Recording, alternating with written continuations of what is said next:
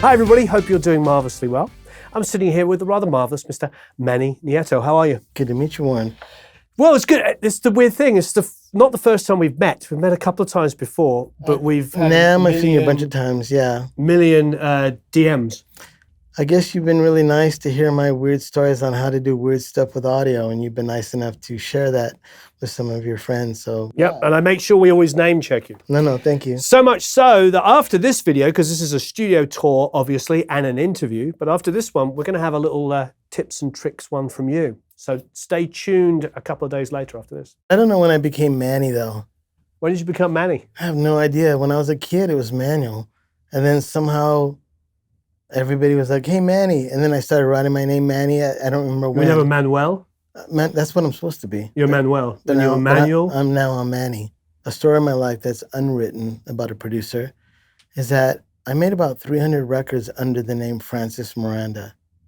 You did? Yeah. No one knew who Francis Miranda was, and it was because I didn't care. And I was like, it was my Nana. My Nana was Francis Miranda, my grandmother. Yeah.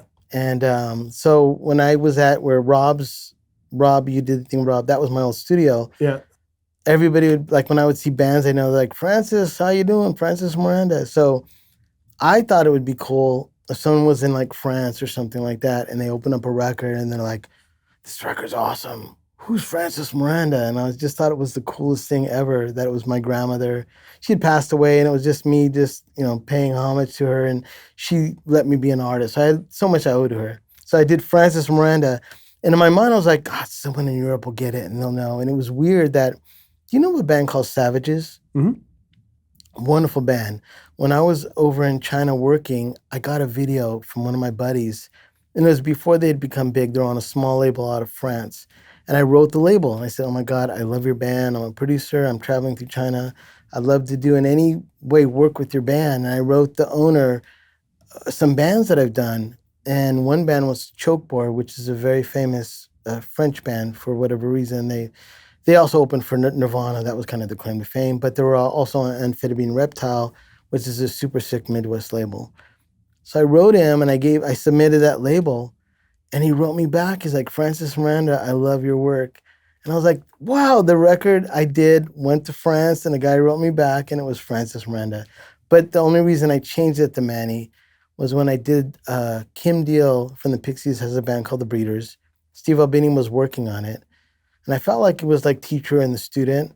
Kim said she came and did a demo with me and really loved it. And then Steve told Kim, well, you should work with Manny. His stuff sounds really good. So Kim ended up working with me. And Steve called me and goes, do me a favor. I know you love your grandmother and you love Francis Miranda, but in your career of making records, people have to find you. I know you don't think you need this, but call yourself Manny. And at least with Kim's record, The Breeders, go under your real name. And I did.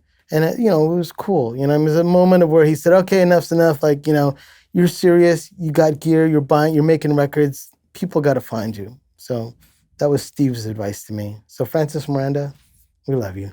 If you think about it, we're like technically in East LA. And for most guys that grew up in LA, and as you know now, the most expensive houses are going to be East LA, Lincoln Heights, in that area. They're becoming really expensive. But at one time, this whole area, East LA, was kind of the stomping grounds of no man's land. No one ever came over here. Even all the musicians and stuff that lived on the other side of the LA River, you would never see them playing in Hollywood.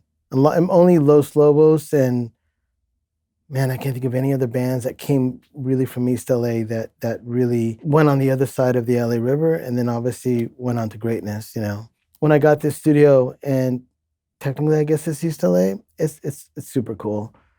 I know no one can tell, but this is a studio, but it's a studio within a building that has maybe 400 musicians at any time. Yeah. So it's a war zone. Downtown rehearsal. Yeah. And it's like, why would you put a studio? But they built 4 recording studios in this building. And because of the pandemic, everybody left town. And the owner is a really sweet guy named Mike and Chris. And they called me, and they know I'm a producer. And I just literally moved. I was living in Oahu for a year. So when I came back to Los Angeles, all my gear came in on a boat. It was a pallet of like 1,500 pounds of gear. I don't know what I'm going to do. And then the pandemic hit. And I was like, oh my God, talk about luck of arriving in LA and all your gear's on a pallet and you have nowhere to put it. I knew a guy that had a room here, and Mike had saw me in the hallway, the owner or the manager. And he goes, let me show you something. And he brought me to this room, which is, I couldn't believe this was in downtown. It's like you have a control room, you have a glass wall, and you have another tracking room. And he goes, there's only 4 of them in this building. And like, I don't know how many rooms, 50 rooms. He goes, you can have it if you want it, just move in. Oh my God, I went to the shipping dock, loaded in my gear, and I'm like, all right, this is home for a while.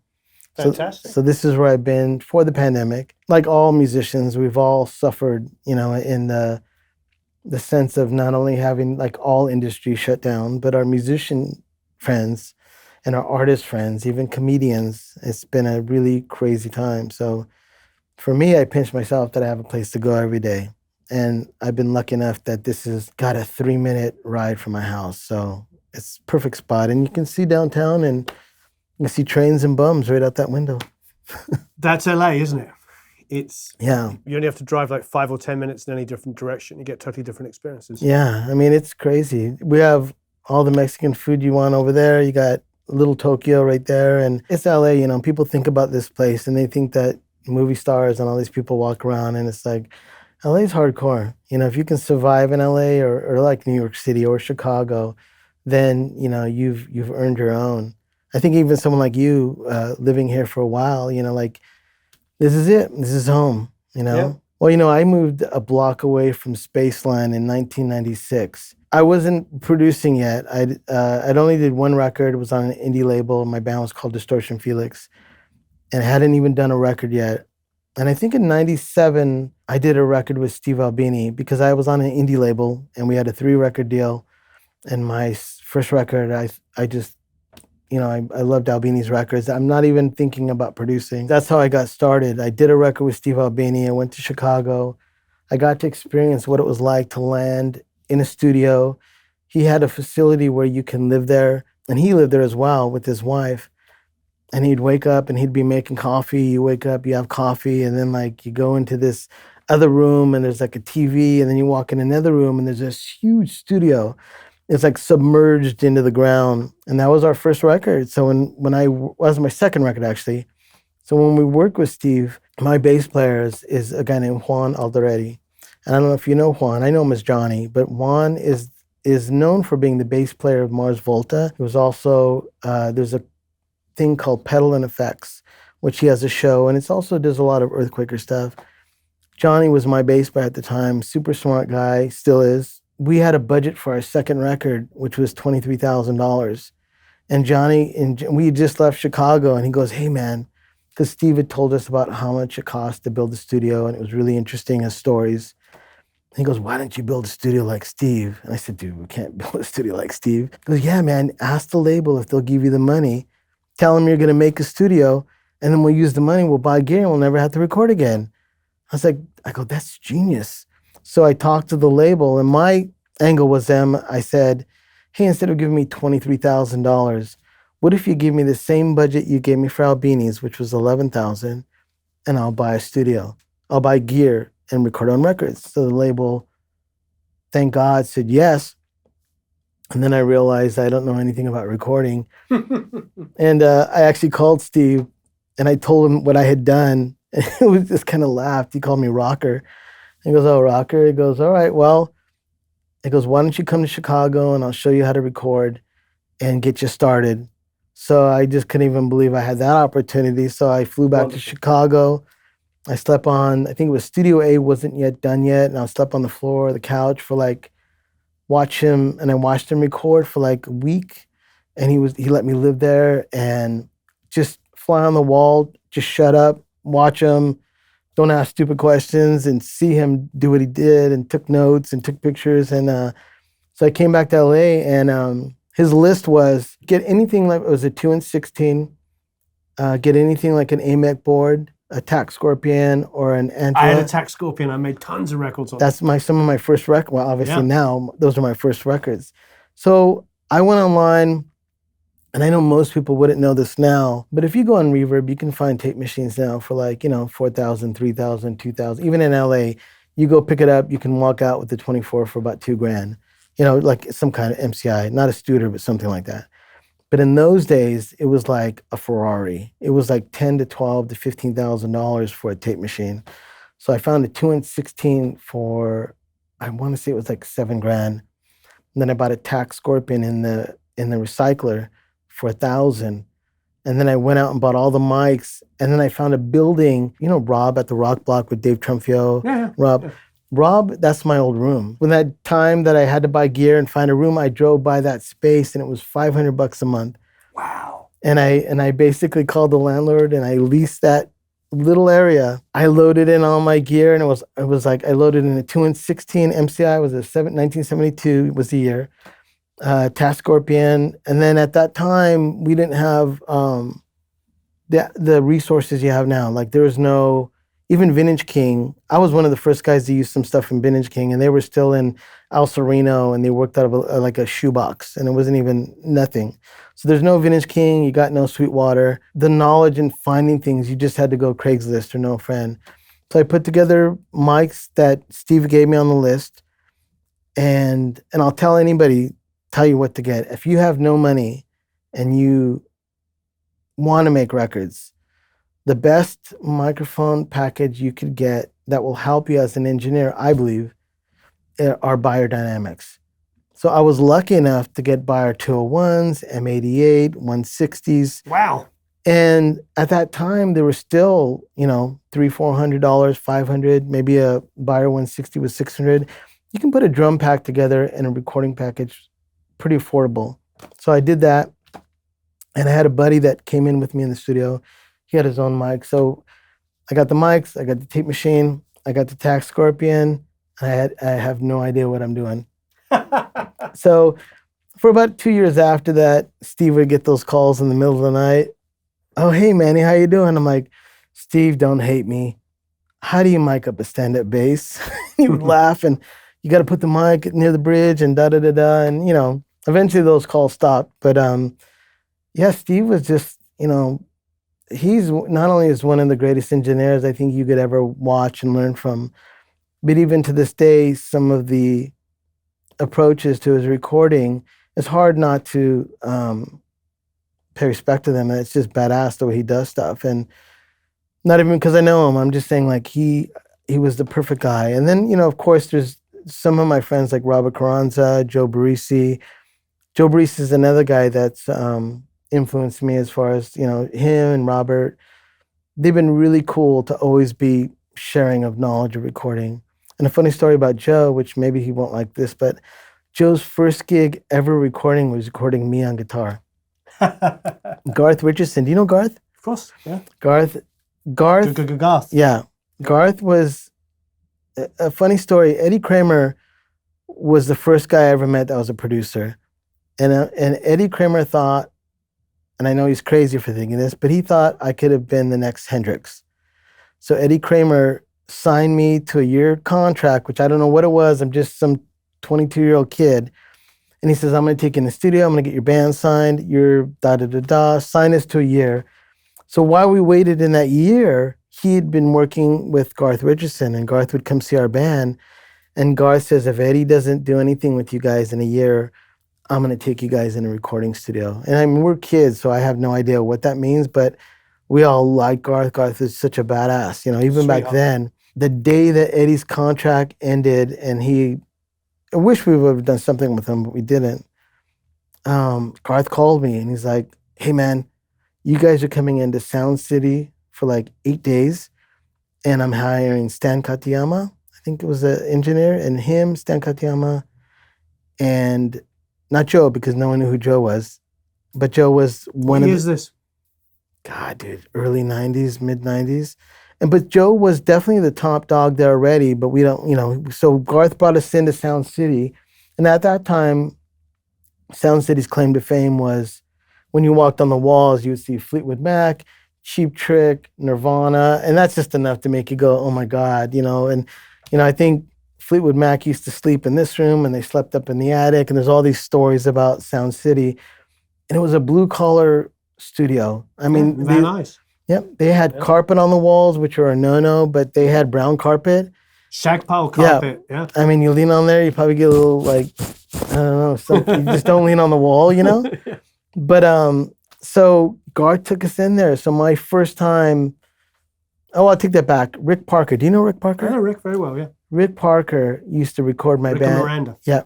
He used to record my band years before I ever did anything. And he is another big influence of mine, of a guy that Wonderful. like he was building analog studios 10 years before I even touched the tape. But forward now, so Garth took us into Sound City. At that time, I think Joe was like the top dog guy there, and Garth told him, hey, we're gonna do a record, it's for free, there's no money, but you're gonna sit with these guys for 8 days. Of course, Garth is the man, so Joe did it. And then I remember Joe would be sitting there punching me in, you know, tune your guitar, Manny, and like, that's how I met Joe the first time. And it's so great that I can call him a good friend years later, now that I'm producing, and he's a total legit guy. I mean, him like Garth, they both have had their own careers that have just done some of the greatest bands on earth, you know. But yeah, also Rick Parker, man. When I built my studio, I thought about Rick Parker had already built like 2 studios by that time. So I just grew this respect of like, oh my God, like this guy really did this like 2 times, you know, and I'm doing it 1 time. Where's this new one? Is it new one? Probably 10 years, 15, but is he Well, in Los Feliz now? I'm not sure where his new one was, but Because he had the one on Sunset underneath the coffee shop. yeah, is that the one where he did Black Rebel Motorcycle Club? Probably, yeah. Okay. And a funny story about the Albini record is that when we came back to LA, I had to remix a song and I wanted to cut a new song, and obviously I couldn't fly back to Chicago. So Rick Parker actually cut a song and remixed a song off the Albini record that was done on Alias Records. The band's called Distortion Felix, and the record was called I'm an Athlete. Now my band's called the Chava Savine, was with the same drummer. But Juan after that time moved on to Mars Volta, so that's when that band stopped playing, and it's kind of a mishmash of stuff, but like that's how I kind of got started into recording. Rick Parker, totally, I got to see a guy that really built stuff. In this day and age, it's really weird to say that I was all tape for maybe the first 13, 14 years of my career. And I never even had a computer screen up until maybe 2011 or 10. So I went through a lot of years of not like, I mean, there was a point where even bands were like, oh, we won't go to Manny because he's all tape. We want to do Pro Tools. We want to fix everything. And I just wasn't interested. I was like, I could not give one fuck about what you want to do it. I like my 2-in-16. I was cutting like... Do you still have it? No. I was cutting like Back in Black every day. It was just the drums were huge. Like, oh, godly. The only reason I changed off that is World's End. They approached me and they said, hey, man, we want you to come on and we have some projects. You got to be... What year was that? God, it was before I went to China for 2 years. So it had to have been like 2007, 8, something like that. So I ended up having to learn about Pro Tools. And then in that process of working with them, I think I became a better engineer and producer. You know, they say if you love something, you should, you know, set it free. I set my recording studio free. So that's why Rob came in. I had another studio in Lincoln Heights, and I basically dissolved it. I put all my gear in storage, and I wasn't married at that time. And I told all my friends that I was going to go to China, and I'm going to record bands in China, and that's what I'm going to do, which sounds absurd and crazy. It does, yes. Because because at that time, no one really went to China. Well, what made you want to go there? Well, because of Steve Albini, I went to his wedding, and it was in Honolulu. When I went to Honolulu, I ran into a punk band.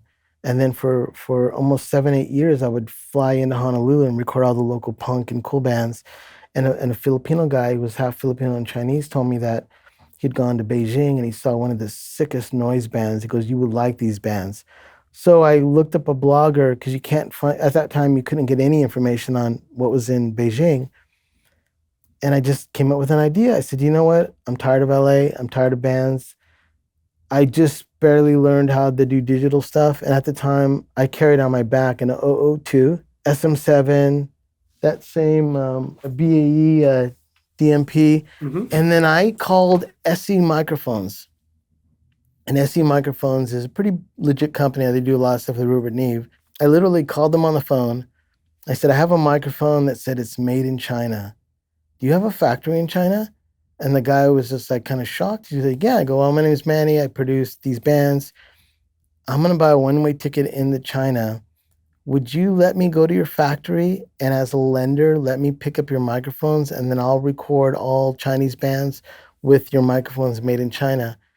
And he agreed. And he gave me, I think Sui was the owner of SE. And I flew into Shanghai, one-way ticket. I have like $900 in my pocket. A car picks me up, takes me to this like, it looks like a tank factory. Sui met me and he's like, hey Manny, how you doing? It was really super sweet. And they said, he took me around. I did the tour of the SE factory, showed me how they make the microphones. And at the end of the trip, he says, well, pick anything you want. So I got my backpack, and of course I'm smiling because it was just to go into a mic factory and pick up all these mics, especially back then, you know. So I did it. I picked up 2 ribbons. They had these T2s that were like titanium. I mean, they're probably bulletproof. They were just these sick, super heavy mics. I think he ended up getting about 6 mics. And Sui, or the SC was nice enough to give me a paper that when I get stopped by the police, and because as an artist at that time, or even someone that's associated with music, wasn't really looked upon as being, like, you can't just travel around there saying you're an artist. There's laws and they want to know why you're coming in the country, because it was still very protective of who came in. So I was lucky enough that I told them I was going to factories, which I did, and that I'd be picking up some of the merchandise, which I did, and I'd be testing some of the merchandise, which I was. So I traveled around China with this paper that I would show at all the, I did it for 2 years. So it was crazy. I had 160 pounds of gear. And I remember when I arrived in China, I had flown to Taipei, and they didn't like all my gear. And I remember at the Taipei airport, before I went into China, I had to throw away about $1,000 of preamps and cables and stuff because they wouldn't let me take it into China. So, I mean, I'm already like heartbroken going into the city, you know, but it was well worth it. So how did you record? Did you just show up at people's apartments and No, record their bands? Or by the time I arrived, I'd already put out the word, and everybody kind of, I don't know how it worked out, but in every city that I went to, they already knew I was coming into the town. So all the best noise bands and cool bands would write me, and I would say, well, and I remember I went in, like a dummy, I flew into China with like $900. I already ran out of money like within a week of landing in Shanghai.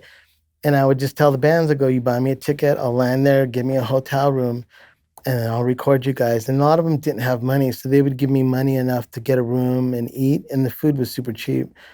And I did that. And I ended up recording some of the greatest noise bands that ever were in Beijing. And it's like no one knows about it because it was a small world. There's a band called Snapline, which I love. I think they still play. Boy Climbing Ropes was another band. It just went. And I just carried all my gear with me, so I looked like an astronaut every day of my life. And I felt like as a producer, like when someone says, like, let's say you're recording, and they go, how serious are you? When you risk your life and you almost die every single day and you get food poisoning and you're almost killed and you're almost robbed and beat up, and that's what you want to do for your life, then I think your trial by fire has just happened. And I was already 45 when I did this. So I lived it and I did it. And I got to say, you know, it was the most incredible experience to land in a city. You don't speak the language. You find the band. And the bands used to rehearse in Cold War bunkers. Like, so you would go to an apartment building. You'd see like, it almost looked like an elevator came up through the ground, but it was just a booth. And when you open up the booth, you can see tank tracks that go down as far as you can see. So then I would walk with the bands and I'd get down to this dark, scary, like hallways. And like, they say, don't go that way. And I'd hear like sounds and moans in the dark. And I'm like, okay, we're not going that way. And we'd go into these rooms that had air coming in from up above. And each room had like a DJ. One guy had like a, you know, and I would unload all my gear, set up all the SE mics, and then I'd make a punk band. My first recording was in an abandoned village, and there was centipedes crawling all around the floor, and there was one wire that came in with a jack for electricity, and we plugged it in, and I put up the mics, and I made my first record. And that's after I've already had 24-track tape machines, done all this stuff, and I got so much joy out of learning how to record again. And I did that for 2 years. Where did those records come out? There was only 2 labels. One label's called Maybe Mars, and I can't remember the other one. Maybe Mars put out a few records that I had done with some other bands. One band was called Chu Yuan, And then another band was called Proximity Butterfly. And they were half Chinese and half Canadian. And that record was in Chengdu, China, on a lotus pond. And it was like this house, and I recorded in this house, and it was unbelievable. Like, but all these things are happening with no one else knowing. So like I'm off the grid, and then all my friends are like, "Oh, you're having a good time in China, huh? All right, cool." And they have no idea that I'm just like getting food poisoning 2 times a month. If you're gonna cross the street, you don't look at the car, because if you look at the car, they see you and then go around you. But if you don't look at the car, you just walk. So I had to learn how when the crowd would enter the street, I would have to enter the street and not look at that guy that's gonna run me over, and then he doesn't run you over because he stopped. But in China, when I went there, they just changed the law, but everybody, if you had money, you could carry around $10,000 equivalent. If you ran someone over, you would throw the money on them, and they would say, "Sorry about that, that covers that what just happened," and you would take off. So there was kind of a lawlessness of, I didn't know that. And then these Audis would pull up, and the guys were just jerks. They'd always, and I'd like, and I have all my gear on, I'm like, saying, "F you guys, man," flipping, like, what are you running, like, and these Audis would always try to run me over. And finally, I'd go to these restaurants, all there were is Audis. And I'm like, you know what? I'm not going in there because those guys are jerks. And then I talked to one of the band guys, and I told him, and his face got all white. Kids, don't buy an Audi. No, and he goes, he says, "Hey, man, you don't want to flip off the Audis." I'm like, "Why?" I go, "Those are heads of government. Those are like the top generals of the Chinese army." And I was like, oh, smoke. So after that point, I'm like, "Hi, Mr. Audi. I'm going to go around this way." No one ever messed with me when I went over there. Only one time, the police definitely arrested me with all my gear. And a lady took out all my gear, the mics, and she was talking in Chinese. I still don't know Chinese. But she was talking in Chinese about what it was, and she was telling her officer, he looked like the captain, like, "Look at this stuff, thing. It's all," and I can hear, the only word I knew was something the same. Like, he's a musician, like, you can't let him go. I was going in from Hong Kong into mainland China. And then the captain comes to me, and he looks at me, and I'm like, "This is it. They're going to take all my gear. I'm done." And he's like, "Where are you from?" I'm like, "I'm United States." He goes, "Where do you live? What state?" I said, "California." And he looks at me, and he looks at the other guy, and he goes, "Sing Hotel California." And I was like, "On a dark desert highway, cool wind in my hair, one smell." I knew the song. And he's like, he starts laughing. And the other guy's laughing, goes, "Get out of here." And the lady was all mad, like, "What are you doing?" And he's like, he knows Hotel California. He's from California. Let him go through. And I got through the police station by singing Hotel California. Just like, and I was so positive my trip was going to end. I was like, "This is it." That was one of the many times where I was like, "It's over now. This is done." And, so I persevered, and I learned a lot about recording, a lot about producing. Carrying your own gear around for 2 years makes you appreciate. There was a time before I went to China, if someone wanted something changed, because I had this big studio that was like Sound City, and I like listed the bass player didn't like something, and he wanted me to change it. "Oh, whatever, dude, that's fine." I do the talk of, I know more, this is the one. But when I came back from China, I kind of got rebooted, where I remember this bass player. There was a band called Eastern Conference Champions. They're a badass band. I'm recording them, and the bass player goes, "Hey, Manny, I don't really like that mic that you're using on the bass rig." And I'm ready for the fight of, "No, that's a D12 or RE20. And he goes, "No," he goes, "I don't like the way it looks. You got anything else that looks better than that mic?" And I'm thinking to myself, that's where you want to strangle the guy. And you're like, but I was just like, "No, let's experience this." So I'm like, okay. I open up the box of mics. "Which one do you like? Which one looks the coolest to you?" And he's like, "Oh, I like that one." And I'm picking up this mic, and I'm like, oh my God, that's the worst mic ever you'd want in a bass rig. So I put it on the bass rig. God, and the sound of the bass was so badass. And it cut through the mix. And then for years, it was a Sennheiser 609. Oh, it was great. But I never would have used it on the bass. Right. But it had the mid-range where this guy, it cut through. So I still snuck in my RE20. But then from that point, I learned from just shutting up and experience the moment that the 609 became my favorite. Like, just bring up the fader and you can hear the bass every time. So, that's what I learned from China. I learned about hearing, listening, experiencing it, the artist is always right. And that's a hard pill to swallow for a guy that never showed you how to record. And you work with punk bands where you have to hold your ground, and you it's like the old ways of making records where it was a battlefield and you're going to do it your way and they're going to do it your way because they have no choice. That sometimes work, but then you end up, like Phil Spector. You know what I mean? Like you're just, you're insane. So And every record sounds the same. yeah.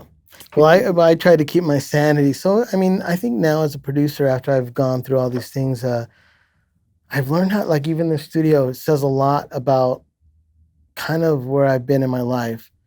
I know if you look at it, there's not really any outboard gear.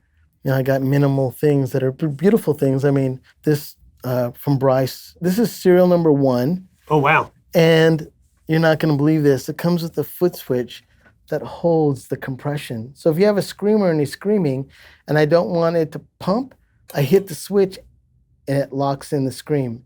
No matter how much he's screaming, it's not going to move. And then I go over here in the variable and I'll turn it down and adjust it with fine tune it. And that's the kind of thing that for me works wonderful for when I do bands that are crazy and you want to, you're trying to capture a moment, those things like that. So I've surrounded myself with things that are going to be more instantaneous. Amazing. And I love microphones and preamps. So when watch your show and there's a lot of people that are learning how to record, and even guys that know how to record. Like I've been recording a lot of years. Why is it a practicing physician and you're practicing law? I think it should be like practicing producer, because you're never going to get it. Recently, I know of a friend of mine that's a big producer, totally lost a gig, had to give the money back. Things are, there's no issues with the artist, but even guys are like the guys, you got to learn to adapt to all situations. And you have to learn that sometimes the artists and people want certain things.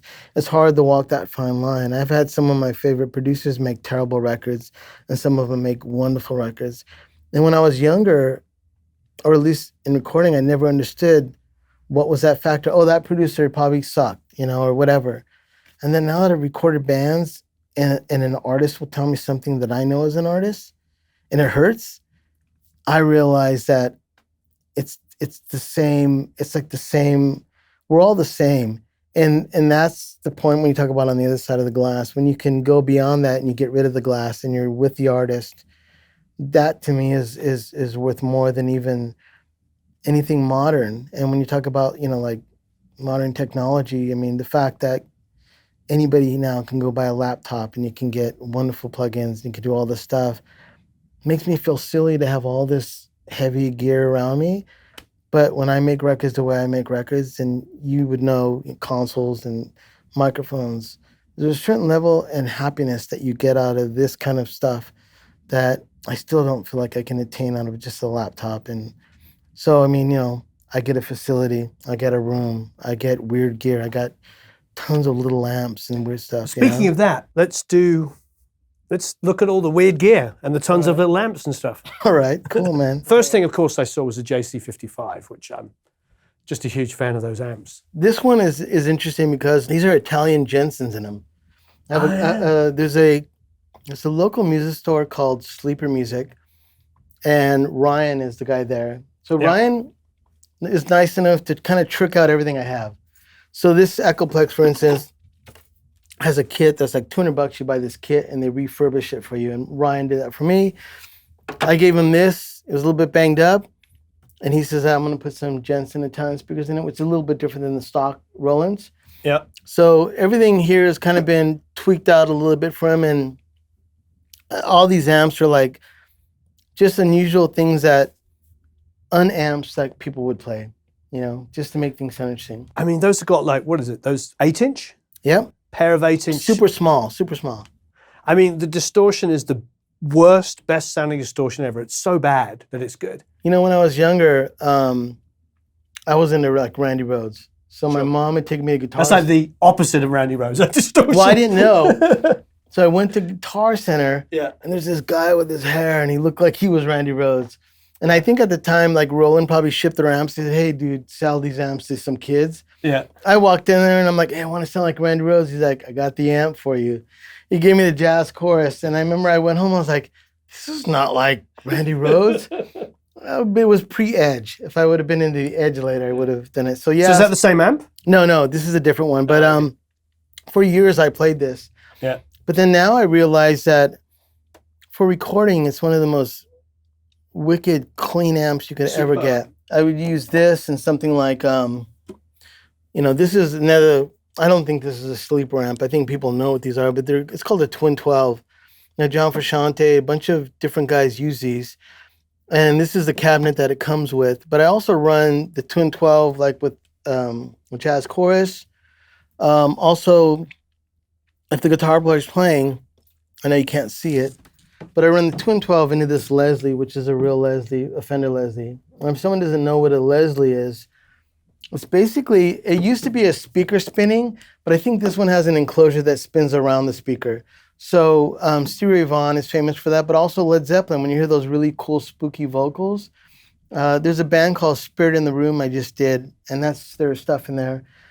The record's coming out, I think, next year. It's on Phil from Pantera's label out of Louisiana.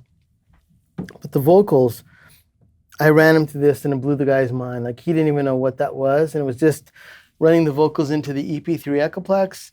Then I reamped them into the Silvertone, and then into that, and then I mic'd it up with a ribbon mic and a room mic, and it was just like angels singing in a room. So yeah, you use amps kind of the way you use a plug-in, but it's just air, it's grit, it's distortion, and it's harmonics, It's incredible. These amps, if I hit a high E, you can hear a low E floating around the note, which is all Plexis amps. If you get a Plexi and it's a sideways transformer, like the ones Eddie would use, or if you hear Black Sabbath, a lot of times when you hear Tony Iommi play, there's a little bit of a note that floats around there. Sometimes Van Halen would have that, where he would do, like, I think Panama, you would hit a note and you hear like a low-end thing that phantoms it.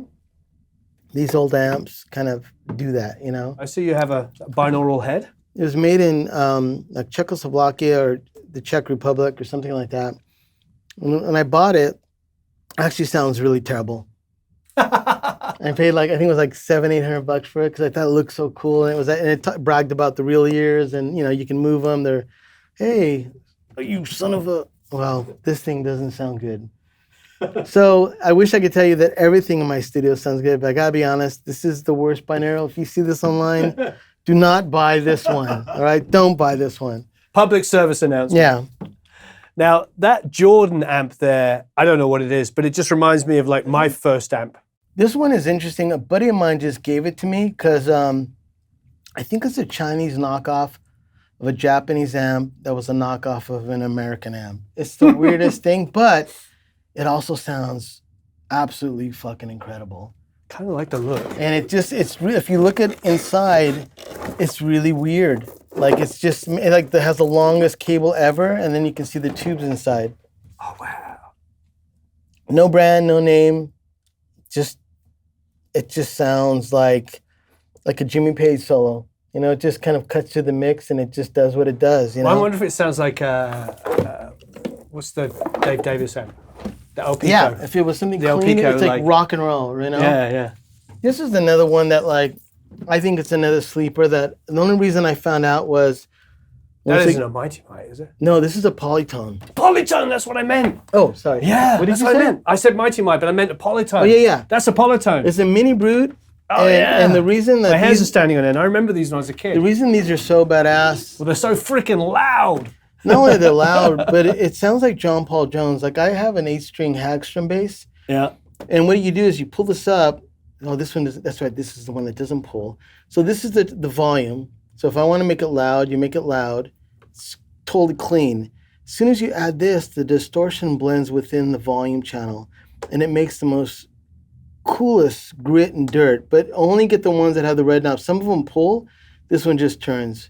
But that's a gray. I bought this one out of the paper because I just looked at the picture and I saw the little red knob, and I said, either whatever, that's the one.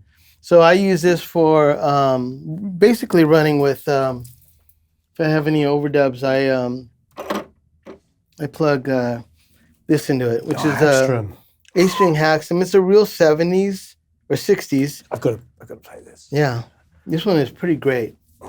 My Instant Peterson, Dan Peterson.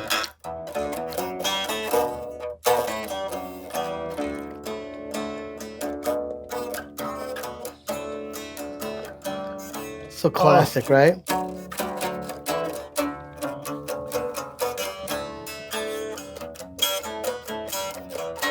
Instant music. Right? Oh, yeah. Well, you know, those basses are paired well with people that, if you looked at pictures of Hendrix, I think like Manny, like a lot of old Hendrix records, he would play that along with the track. So you can hear sometimes that. And I think like Brendan O'Brien or other producers, kind of their secret weapon. Like I'll use it, like if a band has a simple riff, I'll ask the bass player, like after, I'll surprise him. I'm like, he thinks he's done. I'm like, hey, come in here for a second. And I plug in my polytone. I'm like, he's like, what's that? I'm like, just don't worry about it. Just play, what's your riff? And if it either sounds great or it sucks. Yeah. Hopefully most of the time it sounds great. And then I put that in the track. And it's basically like adding a saxophone into your track. 'Cause it's all mid-range. It's all like nice and deep. So you push that into the track and suddenly like that track just sounds so bumping. I love the look of this. Fantastic. But the interesting about this one, whoever refinished this, you can almost see it dripping. Yeah. So, but I also love the way it sounded, and I never wanted to mess with the integrity of this. Whoever did this did the worst job ever for refinishing a guitar. But you know what? It's my bass. Look at that. What is that? It looks like I'd done it. Like, what were you thinking? Oh, like, yeah, it's like you just gave it to your kid? This is an Alamo, which is, I think the Black Keys use these. I didn't buy this because it was Alamo. When I was traveling through China, I was not in China, I was in Singapore. The guy had 2 Alamo amps, and they just fucking sounded incredible.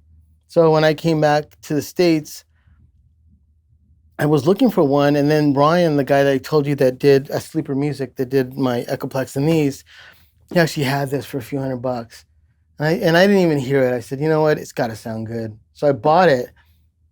And I don't know if you saw some of my videos where I'm ripping like Van Halen or something like that. Let's do this amp. It just sounds godly. And it's just the coolest little amp. It's amazing.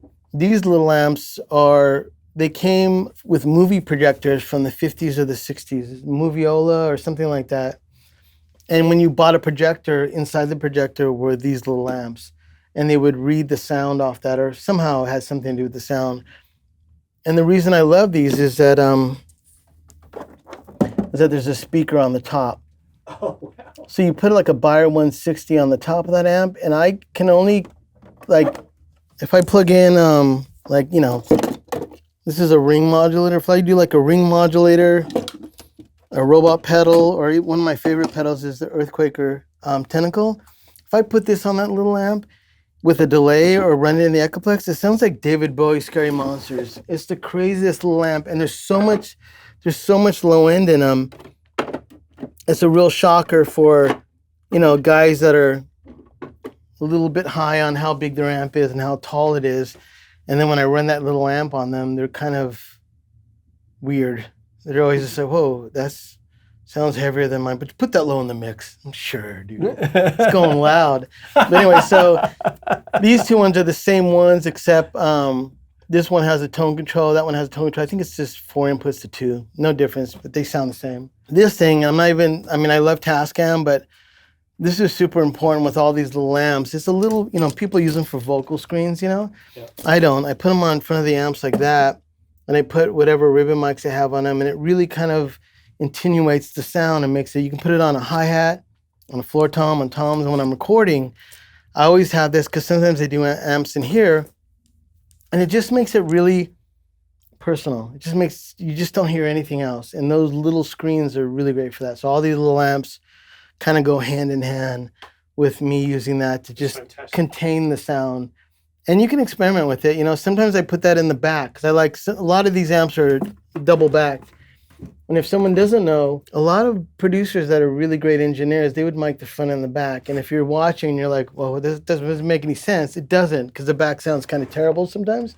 But the back is low end and the front is top end. So if you put a 57 here, even if you have another 57 and put it in the back, or a 421, you reverse the polarity on it, and suddenly you have this low end that you're like, holy smokes. Like, so that's why, you know, that works good, because sometimes I put that on the back of the amp, because all you get is this tubby sound. But in the blend of the front for all the attack, the thickness, sometimes you can make that amp stand out. And I think even Jimmy Page sometimes even used only the back of the amp. So if you're doing a solo and it's just not working, you flip the worst mic and it sounds the thickest and the weirdest and the strangest. But, you know, sometimes that makes it sound cool, you know? So I don't know if there's any rules. Like I said, practicing producer, you're practicing, I don't know. Dave Jordan would always do the front and back mic on little amps. Big guitar sounds, little amps. I mean, you can't go wrong. I mean, that's one of the things about, if people are engineering and you're talking about plugins and computers and laptops, luckily for me, I didn't get to rub elbows with, you know, I didn't walk the hallways of A&M or Sunset Sound or Sound City. Kind of grew up not having even, K-pop magazine was the coolest thing you could read to find out what people were using. And even though I knew Garth, even though I knew guys that were like the dudes, a lot of things you had to just learn on your own. And I think engineering is still a mystery. I mean, even if you know it all and you're the best engineer in the world and you got the best mics in the world, some guy will come in with a snare and you're like, oh my God, and you cannot get him to not use that snare. He's gonna use that snare and it makes all your mics sound terrible. That's when you have to remember what you did that time when the guy came in with the horrible snare, and you mic the side of it. Instead of putting it on the top with a ding dong or the bottom with some kind of rattle, like a jazz drummer, you get a picture of the drum from the side. And sometimes that helps you with that one guy that has that one snare that just makes you like, he's got the little holes in it so the sound comes up to the top and it sounds like the worst marching snare ever. But his band wants to sound like Black Sabbath. So anyways, yeah. That's what engineering is. It's problem solving. Guitars. So tell me about this Lyle here. Well, that's one of those Japanese copies, and the only reason I bought the Lyle, this is a 60s Area Pro, and I'm pretty positive these necks were made in the same factory. Right. Yeah, maybe, yeah. And this is my guitar for the Chavez Savine, which is a 60s Area Pro, and it just sounds the heaviest guitar I've ever played in my life. Nice. And this is a pickup from a 1971 Gibson SG, and it's a mini humbucker. And I put it in it, so I basically got that mic, which I saw it in the music store, and I was like, that's the same neck as mine, and it's on an ugly guitar, but I didn't care because these are the Chavez Ravine guitars. So I got this one, I got that one. It was a local luthier, Greg Coates. He's a great guy, works, you know Norm's Rare Guitars? Mm-hmm. He does the bass guitar of the day. Oh, okay. Anyway, so he also works on guitars, so almost everything you have here has been... Greg usually gets it and does weird requests for me. The only one that's not is this one. Have you ever been to Old Style Guitars? No, I haven't. It's in Silver Lake, and the guy's amazing, and he gets these crazy guitars and does really weird things to them. So I got this guitar, which is a copy, and you can probably see in the sunlight the repair on this, but some guy had put a Paul Reed Smith headstock on this guitar. Really? Yeah. It was cut off. It was like right there. It looked like a banjo. But I saw the body. I'm like, oh my God. And I played it. And I'm like, it's the sickest guitar. So I had... Oh, it's glued neck. Yeah, so I had the Old Style guy extend the neck. Oh yeah, I see. And then I had him give me a longer throw and he moved the bridge down. So now it has that, when you play every note, it's like you're hitting a piano. That guitar smokes too. But Greg Coates did... put the pickups in recently on that one. It's sick, right? It's beautiful.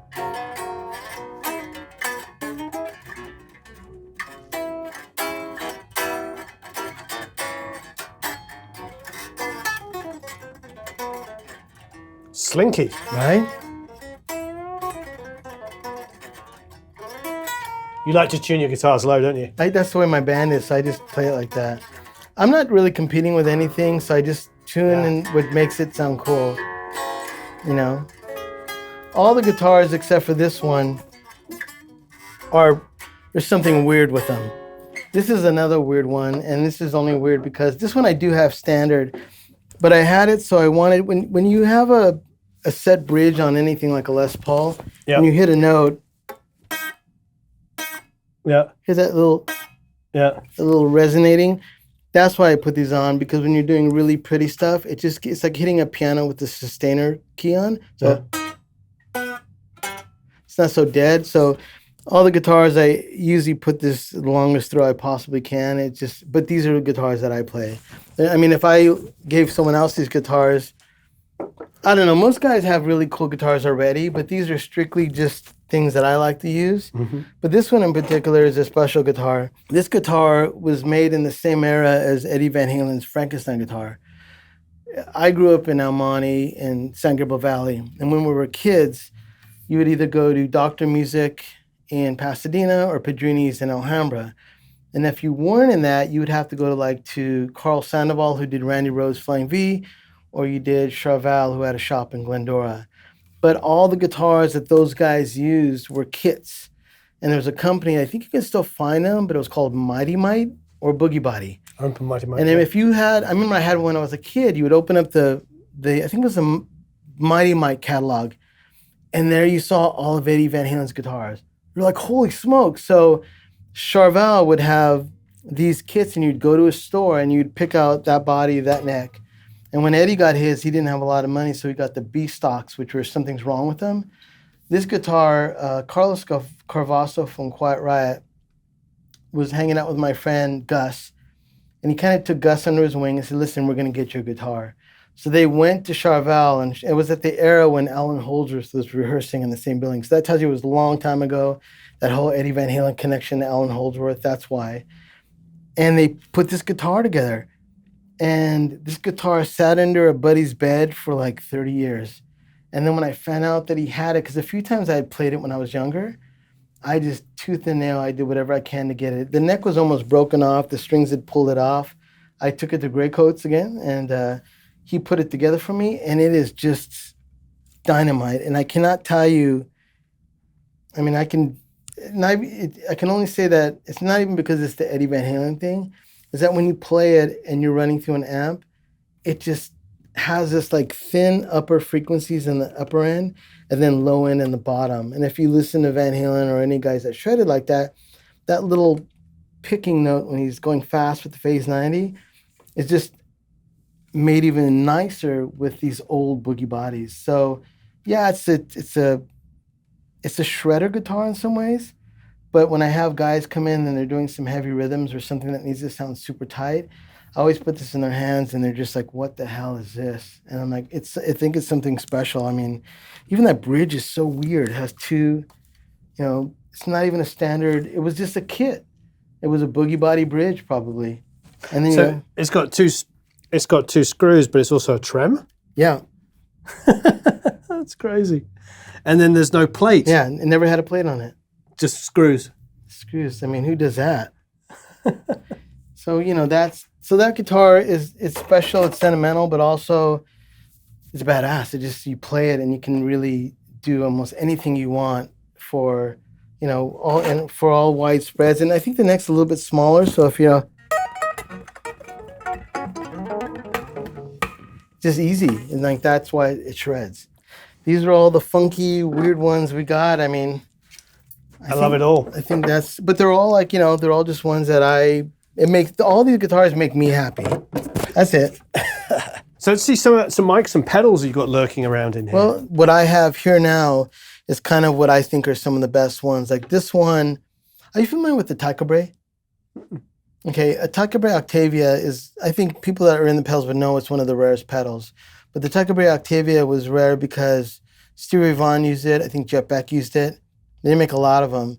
And I used to have a Tycho Brahe. I knew exactly what it was. And the Tycho Brahe only sounded good if you paired it up with a real Rat. And a real Rat, this is from the 80s.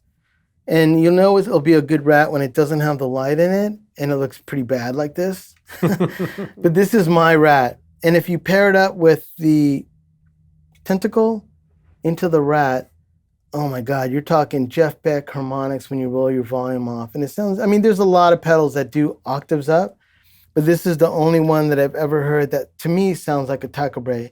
And if you've never played a tacabre, then you would not know. But that's why I no matter what I do, and it's still, you know, I can't get away from using that as a player too.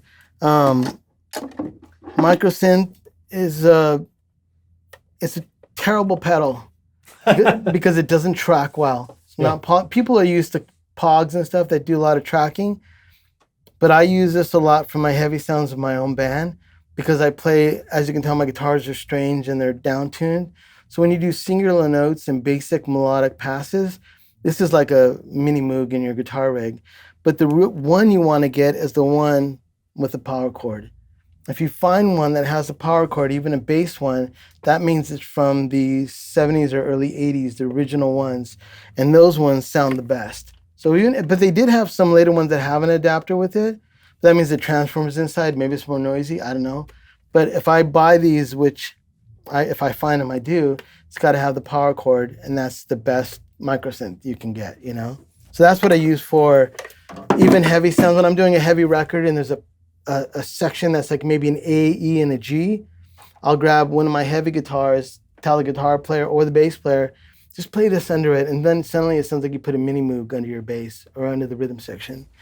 Oliver, the guy that owns Death by Audio, probably some of the most incredible, crazy pedals. As freaky as my guitars are, as freaky as his pedals are, this one literally sounds like a robot. And and you would say it's almost unusable, but when I use it with my guitars that are down-tuned, that octave up that's the really robot sounds suddenly becomes tame. And it sounds like I'm running out of a ring modulator or something, and it's really cool. This is a distortion that I use all the time. That technique that I think I'm going to show you on the kick drum, it's kind of like it oscillates. It's almost like it runs itself into itself, and it gives like a feedback. And I think somehow inside this is a little bit of that magic or that black magic, you know? I love Echoplexes, but this Ibanez delay from the 80s is a digital delay that is the most incredible delay ever. And then whenever I walk in a music store, no one's going to know it, but when I buy it, this to me is one of the best ones you can ever get. And it sounds close to an Echoplex because even though it's digital, it sounds a little bit rolled off. It's just not the bright, you know, like a Boss is like kind of a high-end digital.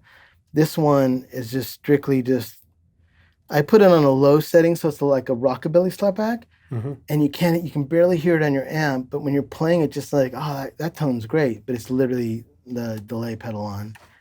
I use this a lot when guys are doing like melodic passes. So even clean guitars, I'll use this all the time.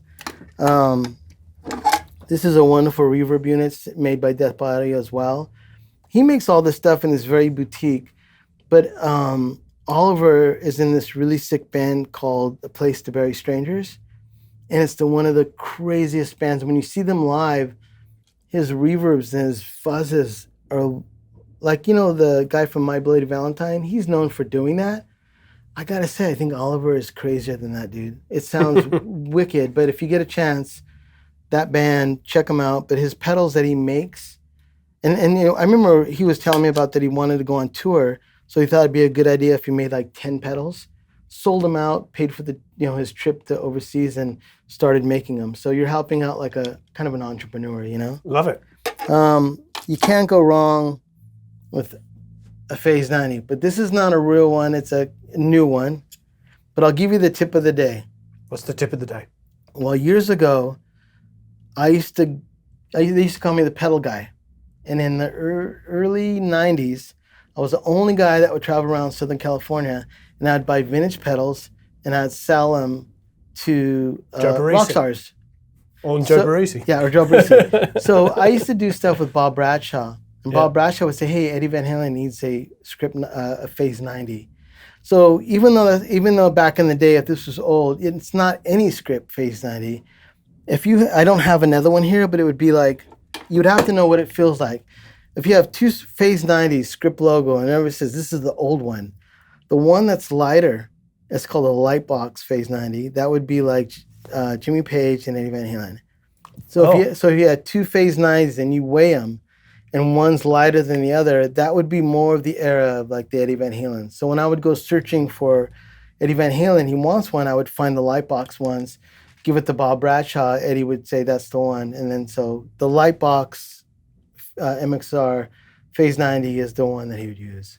And then so I used to do, so that's how I learned a lot about guitar pedals, because before the United States was hip to vintage pedals, it was only the Japanese. Because the Japanese would, an artist would come through town, Richie Blackmore, let's say he's coming through from Deep Purple, he'd come through town. Japanese guys take all the pictures of his rig, hey, who cares, take whatever you want. They'd have these guitar magazines called Young Guitars, or Guitar Guns, or something like that. You'd open them up, there's Eddie Van Halen's rig. So in the States, they would not let you do that. You know, the guy's playing Detroit, hey, man, no one takes a picture of my rigs. I don't know, for whatever reason.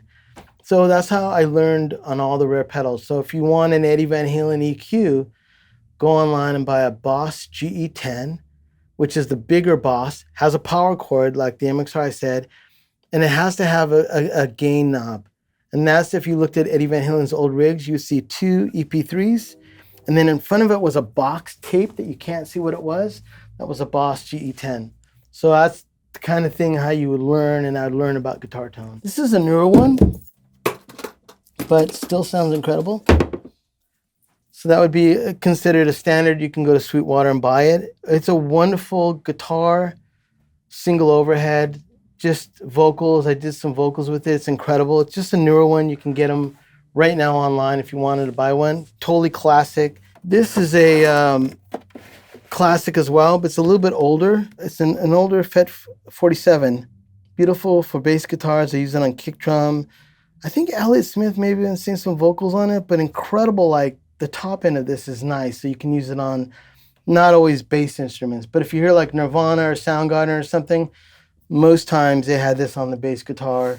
Or if you went into a studio, I did a session for Dave Sardi as well, and when I went into the studio, it was kind of like mandatory. You got to get the FET 47 on the kick drum. And it's just, and if you want to know, like, let's say you're one of those guys, you're like, screw that, that's a lot of money. Why am I going to, like, that's just baloney. I can get a $300 mic. Like, who cares, right?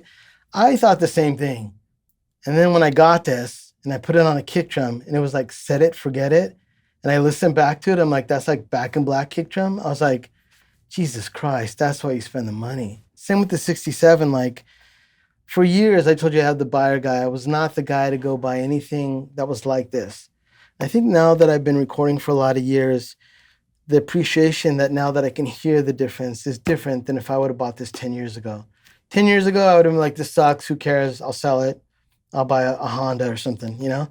But when you get this now and you use a good mic like this, it's priceless, you know? So these are power supplies for AKG C12s, A's. Now this is, to me, I'll make a claim, this is probably one of the greatest microphones in the world. I got 2. One's a Norelco. It's insane that they're almost matched perfect, even though they have different power supplies. Here's another one, and they have brass capsules. Same branded different, but they sound almost identical when you look at the waves. And they go through 2 different power supplies. So here's the Norelco, and then that's the AKG. Beautiful. But they, so then if you're into tube mics and you want to go, well, hey man, what does that one do more than the 67? I can only say that the 67 is kind of like a Tiger, and this is kind of like the Titanic. It just, oh my God, on drums, it's the biggest sounds I've ever heard. And I know I don't have a C12, the long body, and maybe that gives you the same feeling. But what I loved about these is I'm a fan of 414s and EBs. And I just, my heart, when I see something like this and I put it on something and it sounds great, I just go like, that's the shit right there. So I have 2 of those, which are wonderful for overheads, drums. There's a picture of Jim Morrison singing in one. And even Freddie Mercury, I think, used them for vocals. Here's another sleeper. This used to be a standard in a lot of studios. It's a 633A. That's in mint condition. Yeah, and I've never seen one that looked that good. And wow, it looks brand new. The engineers of back in the day, that was like the 57. You put that on the snare, you put that on things. Now, I learned about this mic because of Ross Robinson. I don't know Ross Robinson. He's a rad guy. I think I'm friends with him on Instagram, and he's a badass. But I did a session with a guy that was obsessed on everything that Ross Robinson used. Mm-hmm. Once again, I learned from China, don't say anything, use whatever the guy wants to use. So I had to use only the mics that Ross Robinson used. Don't know anything. Okay, cool. I'm gonna find out about some mics. Soon as I did the guitars, I was like, what the hell is that mic? And I go out there and it's this mic. And then I had to go buy it. And it's like, you can get them for about $300 or $400 and they're going up louder now. A lot of times they're broken. But that with a 57, I can see why Ross Robinson loves those. It has a nice way to like, just kind of get rid of that woof of a 57 and you just get the top end definition. And that's why, so every time I do guitars, this is most likely going to be on it. The other, I wish I can say I'm cool enough to have found this myself, but once again, Ross, thank you, Ross Robinson. Here is a Beatle-era, it's called a 244. D224, no, I don't know this. That is a dynamic. Oh, it's a dynamic. It looks, And it looks like a condenser. Yep, it has two elements in it, one top end and one bottom end. Oh, wow. They're in the Beatle era of, probably get Abbey Road, probably has a heck a lot of them. They break easy, but once again, I had recorded that using all of Ross's mics. And once again, I'm mixing it. And I was like, oh my God, that hi-hat just sounds incredible. What is that? That doesn't sound like a 57, a KM84. It doesn't sound like anything I know of. And I go out there and I take a picture of it. And I was like, Jesus. And I look it up online. It's like $700. I'm like, oh, a dynamic for $700? And I said, yeah. I went on eBay and I bought 2 of them. And I got to say, man, no regrets. What I didn't know is later on I found out on Harvest Moon by Neil Young, this is the hi-hats and the overheads. So when a cat like Neil Young is using them on his own record, and I heard that even Mick Jagger sang on some of these at live performances, but whether no one used them, my ears told me this mic is special. So I got them, and I've come to find out when I've used this paired with the 57, if you can imagine, like if you're looking at a chart, and let's say the 57, its fidelity ends like right here. This mic goes from the 57 up. So it doesn't get the low end of the 57, but it gets the articulation, kind of like of the Altec. And it's just fabulous because it's like adding an EQ to every time you do a guitar. So I have this, a 57, and maybe a Beyer 160. And then as I'm mixing it, I'll just choose which one I want. So instead of reaching for an EQ, I just pull up whatever fader gives the guitar a cool sound. So nice. Those are sleepers, I think, but they're great. This is going to be terrible looking. It looks totally ugly, but it's an old 414 that's called a P48. Now, I loved EBs, so this is the next one after an EB. So it went EB, well, actually it went AKG C12s, then it went EBs, and then after they made EBs, they didn't want to have tubes anymore, so they went solid state. So they had the first EBs, which aren't tube, and then they had the P48. And the P48 was before the BL with bulbs or BULS, I think. And the thing is that this is really 48 phantom power. I think the new ones can run off a 9-volt battery. I think it's like the voltage is different. So these ones have to run on true 48. But there's have you ever heard of Heisenmann microphones? I've heard the name, but I've never used them. He makes his own capsules, and he makes kind of C12 capsules that would go into this mic. And he makes his own, he has a whole line of mics now. A buddy of mine had bought 2 brass capsules. So I sent this to Heiserman, and he was nice enough to put a brass capsule in this. So it's the brass capsule 414, which had been the equivalent to an EB 414 with the brass capsule. Now, to the nuts out there that are going to be like, oh, screw that, because, there's a thing about brass capsules and nylon capsules. And the only difference is that if you bought let's say you go online and you find a C12 with a brass capsule. You bring it home, and then you realize it's a nylon capsule. It's not brass. But that was factory. They didn't actually care about the brass capsules. So if you had a bad 414 and it went bad, you send it to AKG. They literally throw the capsule in the trash, put a nylon one in. And that's why there's a lot of nylon capsule, really vintage C12s. And sometimes you get an EB with a nylon capsule. I had an EB with a nylon capsule and it sounded incredible. But a guy like some of my producer friends, they bought for $5,000. They got, I think, one of these or something. When they brought it home, they didn't even hear it. It just had a nylon capsule and they sent it back. So snob your nose up or down. You just have to experience it. Like with anything, like, and all these nice mics to people that don't know me. I literally don't have a car. My engine blew up, so I'm not like some fancy guy that's going to get my Porsche. This is blood, sweat, and tears for every mic. But also know that after all the years of recording and producing, I've put a lot of my money back into microphones, not into the latest digital gear or even other systems that are now standards. My system is literally something out of, God, I mean, I have an HG rig, which you can get out of the paper for $1,500. And as you can tell, I'm stacked with like 40 channels, and it cost me I think these are $100 a piece. So that's the world I live in, but they sound wonderful with old mics. When I first went to Albini's studio and he showed me how to record, he had these. And these are Omni tube mics. Are you familiar with these? I am. Absolutely gorgeous. I have not seen one in the flesh for a long time. Yeah, they're M11s. Now they go into this right here. I mean, even though you can probably plug it in there and it would work, it has a long cable and then you put these on the floor. And the reason you put these on the floor, it's an Omni capsule, and it just has a way of it's even, I think, in the old days when they'd have like a theater or a play and they're recording it, I think they used to place them on the floor anyways. For whatever reason, the myth of when you get them, they go on the floor.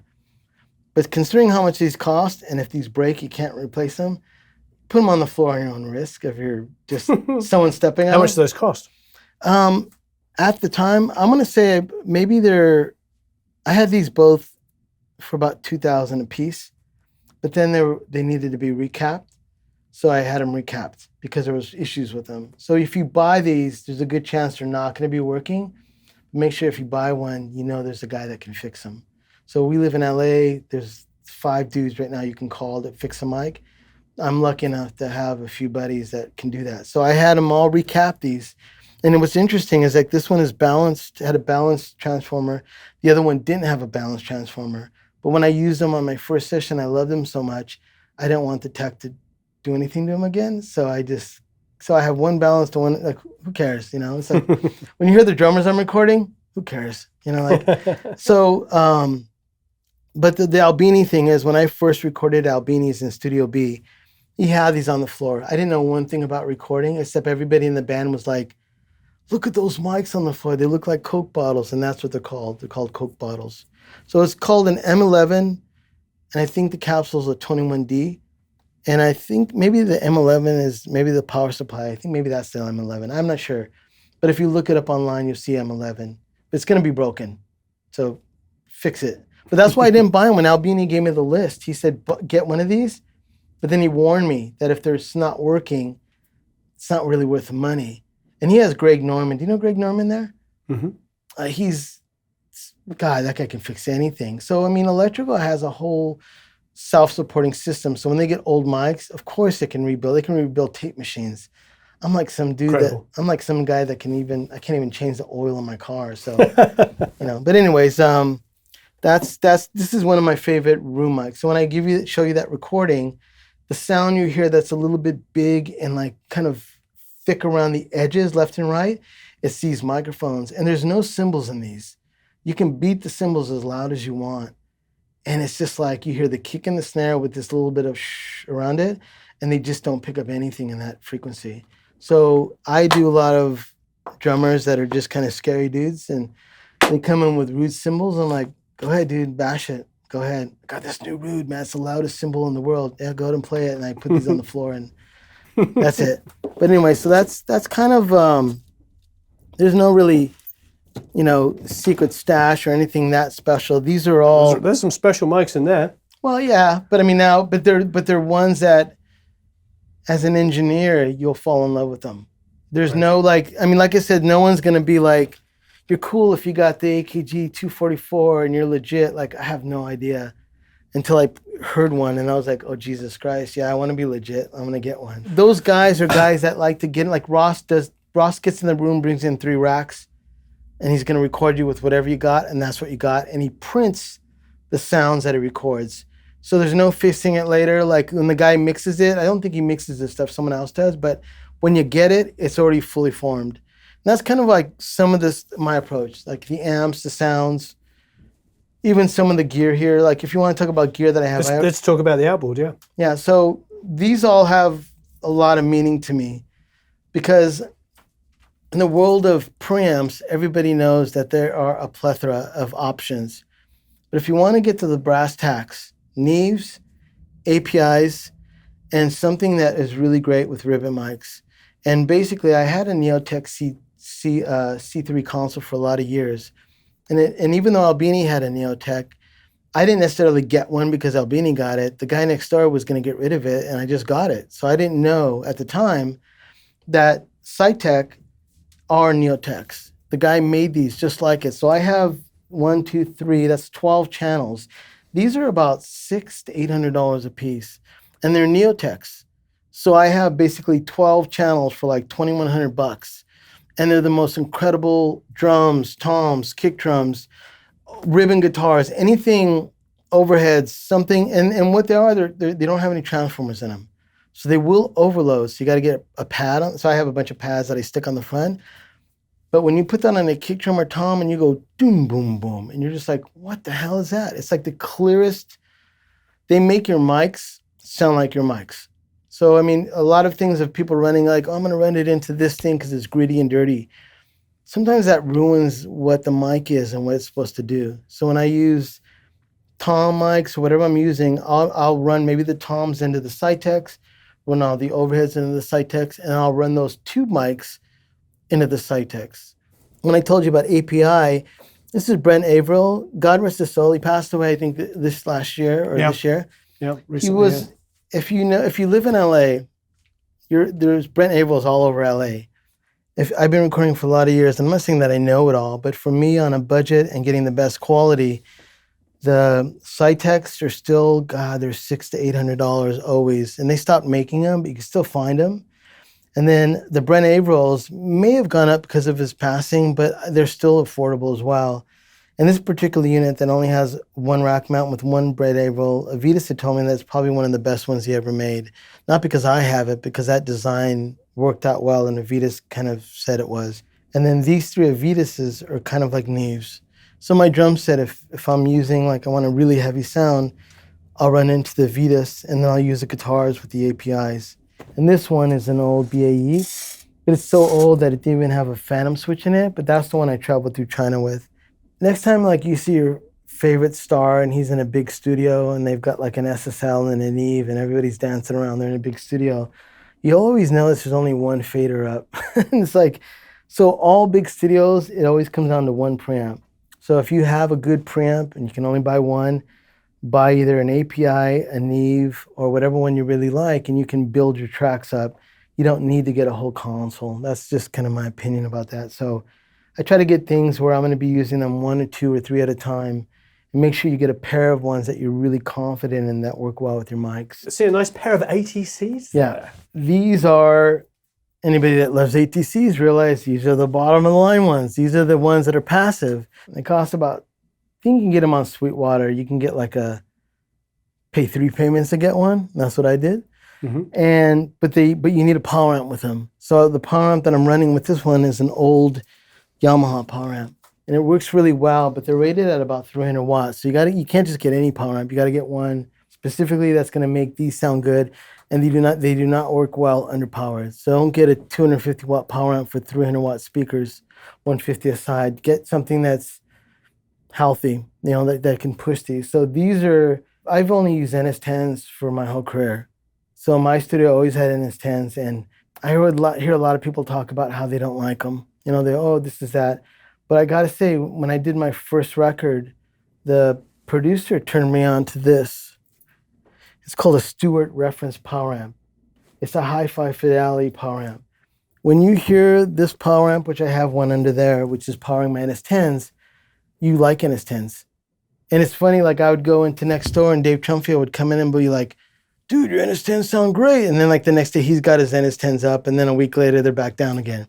But for years, the fatigue of those power amps, whatever people talk about that thing that they get from it, I don't get it from them. I'll play you some, but this paired with the Stewart power amp is incredible. And this one is actually one of the best ones, the World Reference 500. I think it's only like 110 watts a channel or something like that. It's not a lot.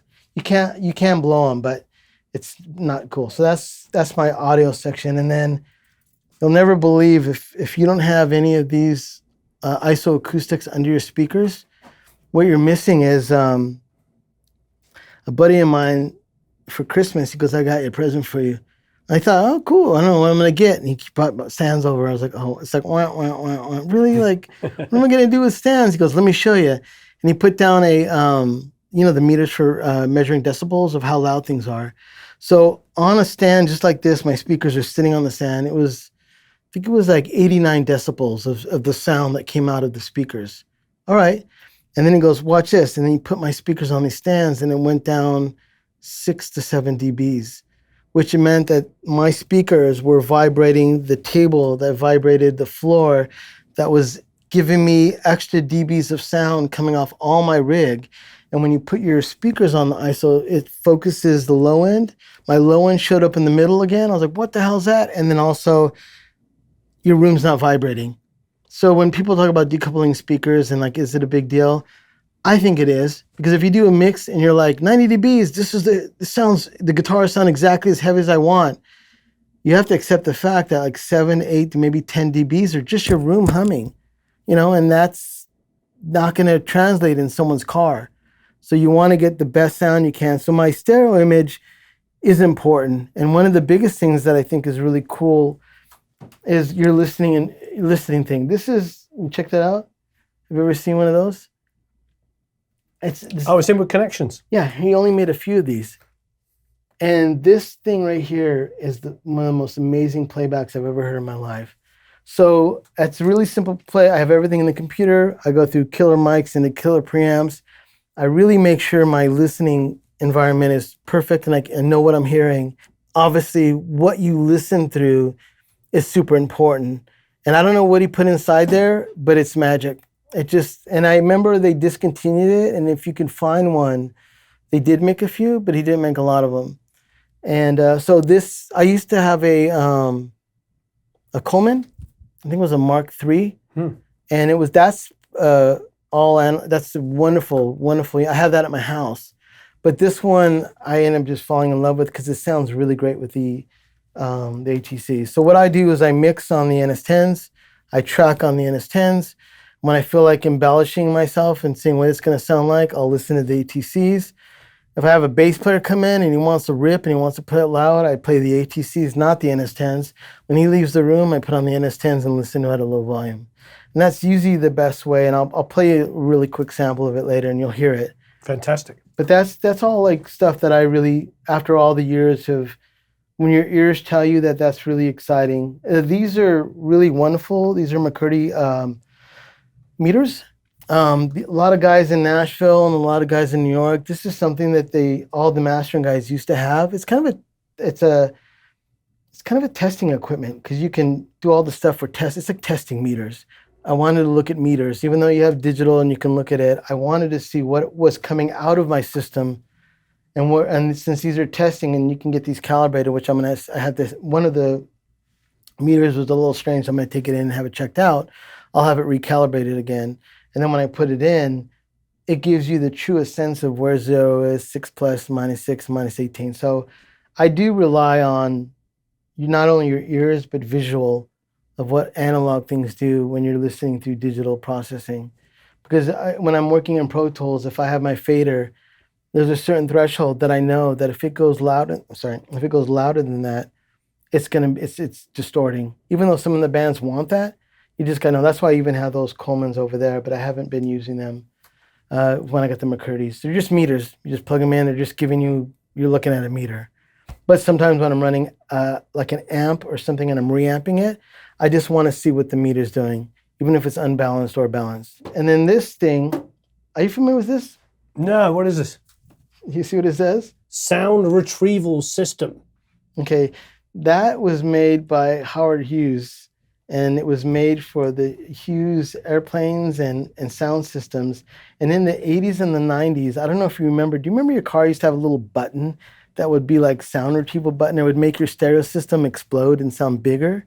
You mean the loudness control? Kind of. Yeah. But what it does, it makes a mono signal stereo with false reverbs and weird sounds. Oh, interesting. And this meter is like a disco meter, so you see your level come up, and as you expand it, it widens with your stereo image. And Chad Blake is one of the first guys that I saw use one, but it's very particular. I mean, it's not like you don't put your mix into this, but if you're doing a piano or something really weird, or let's say a mono drum room, or just say a mic up in front of your drum set, it makes like a dry mono signal turn into this kind of wild 3D imagery. But it's very particular. If you're mixing with it, it's just like one of those things where like you've run out of choices, you run it into this. I want to hear that. Yeah, I've never seen it. But it's like I said, it's usable and also unusable. But if you do weird bands, it works out. Because sometimes that one guy that has that one like solo that you just know is just not sitting in the mix, you can put this around it, and then suddenly the guy sounds like a stud, or the girl sounds like a beauty, you know? So is that an Allen Smart?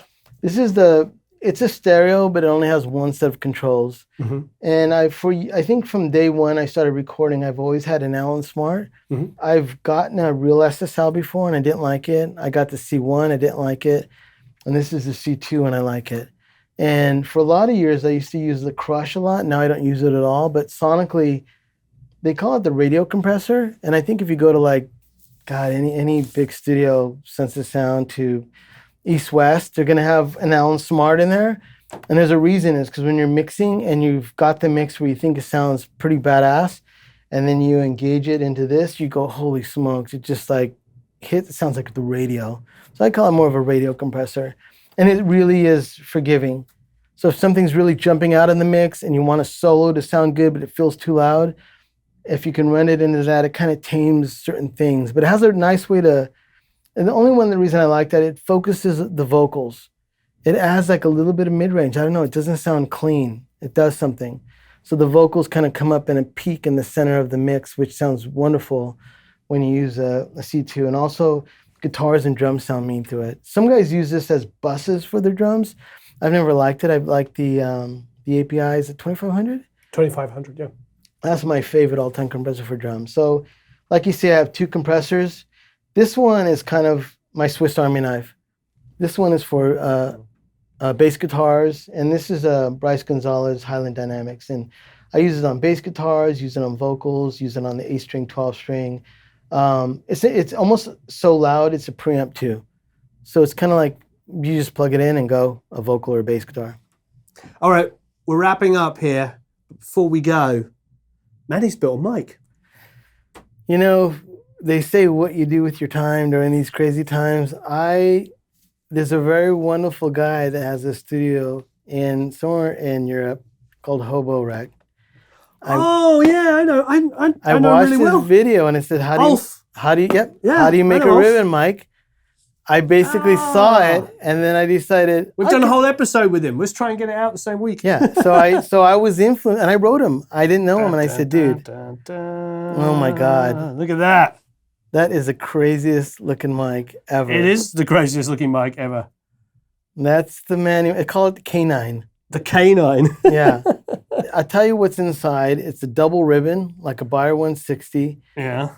And it has toggle switches on top that cut each ribbon. So you can turn on one and turn off the other depending on what you want. And there is a factor in the low end and the high end with those. So yeah. I saw his video and then went crazy. And literally... So where's the actual, this is the capsules here? Yeah, like it's hyper cardioid. Right. So it doesn't work on it's not a figure eight. Okay. As you can tell, it only comes in the front and that's it. There's no back of the ribbon, but the ribbon runs within this copper here that stops the ribbon, but also there's sound absorption behind the ribbon. So you cancel the rear of the ribbon, but the trick about all these is everything that you do in front of the ribbon. Because there's something wrong with me, really. Join the club. Okay, I'll tell you what. If you go when you look at his ribbon that he makes, I would say most ribbons in the world are made with the corrugation wheel. And the ribbon, if someone doesn't know what a ribbon is, it's not like no one knows what a ribbon is anyways. But ribbon is basically a small piece of foil that's as delicate as gold leaf. And to corrugate it means like if if I cut off a piece of foil and I threw it at you, it would just float to the ground. But if I crumble it up in my hand and throw a ball and hit it with you, the foil became rigid. Well, the foils that Royer uses and AEA, they corrugate it. So they compress the foil into a design. That's the ribbon. So all mics of the world have kind of a wave corrugation. And what it is, they go through 2 gears. And as the foil goes through it, it corrugates it and it makes it rigid. And then also gives it that full, wonderful sound.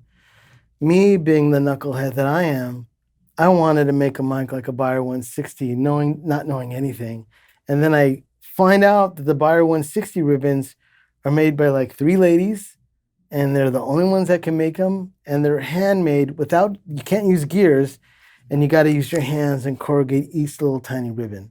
So it's like someone saying, hey, can you write your name in the head of a pin, and you got to write your full name in that. And I was like, being naive enough, I'm like, oh, I can make that.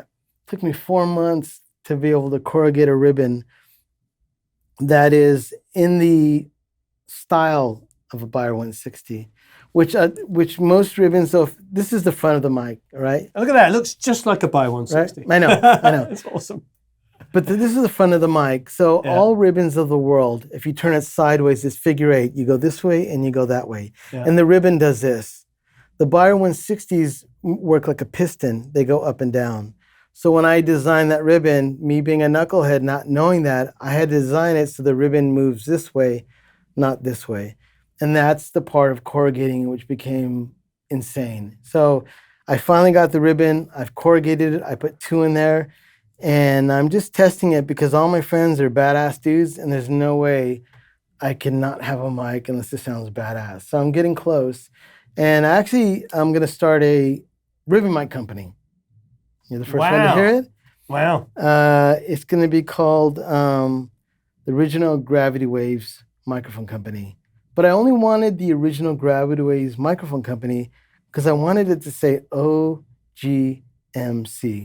I just wanted to say OGMC. But anyways, I have 2 buddies, Mondo Lopez, my bass player. Yeah. He's helping with it. A guy named Earl Houston, a wonderful, super smart cat. He's a producer engineer. Dimitri Marmash in Hawaii, he's kind of pitching in. So I've got these buddies that all have these influences. Like Earl knows everything about Transformers and all this stuff that I'm new to the game. So I use all these influences of my buddies, and we've all put something together that we're going to call it the Gravity Wave Microphone Company. Wow. But the reason I made this mic and it looks ugly, this isn't because this is what I'm going to sell. It's like anything. You got to learn how it works first before you can do anything. It's like building an amp. You always build the one amp that, it's kind of weird, but it's not a plexi. Well, I want to learn how ribbons work. So thanks to Hoborek and their video, I decided, and now, oh my God, we can talk 3 hours about all the things with ribbon mics. But the biggest thing is, though, the 160 design is not for everyone. It's not one of those nice big mics that it's a rigid, it's like you ever use a BK5? Mm-hmm. The BK5 is one of my other favorite ribbons. And there's something about a BK5 up on a guitar rig that sounds incredible, but it's not a big blossomy ribbon. That's my first ribbon I want to design. So this engine or the motor or the transducer in this one was strictly made so I can learn how to make a ribbon. The reason it's so big because it opens up like a mouth, like a Venus flytrap, and I can see everything I've done inside. And I probably change this out like 3 times a day, and I re-ribbon it. I think in my Instagram, I showed you me re-ribbing it. Yep. I can do it in like 2 minutes now, which used to take me 2 days before. But I just want it so I can experiment. Where the ribbon sits is so crucial, So, and I have 2 ribbons. Like why in the hell with the first mic, I put 2 ribbons in it and use a corrugation that no one does because it's too difficult? That's me, because I didn't know. Only respect to my friends. That I have a lot of friends that have boutique companies, and I can only have the highest respect. Like Bryce, this guy, I mean, he is like my hero. Like he literally had an idea about making a cool compressor that was kind of like the throwback to EMI, Abbey Road, and he made something that was unique. And that influence and that inspiration is me to make this that isn't competitive, but it's something that as a producer, I want to put on a guitar rig, and be like, oh God, that sounds so good. That's all. So and the reason I'm doing the mic company is that I have some crazy ideas because I don't know what I'm doing that I'm going to try to do with the ribbons. And I think that's the part that's exciting. But I got to learn first, how do you make a ribbon mic? Check out the video on YouTube. Manny, you rock, my friend. Thank you, sir. Thank you ever so much. Please leave a bunch of comments and questions below. Maybe I'll throw you under the bus and you can answer some of them. I'll try my best, you know? And if you can give a thumbs up, come on now. Yeah, thumbs up would be great. We're enthusiasts. Have a marvelous time recording and mixing. Speak to you all again soon.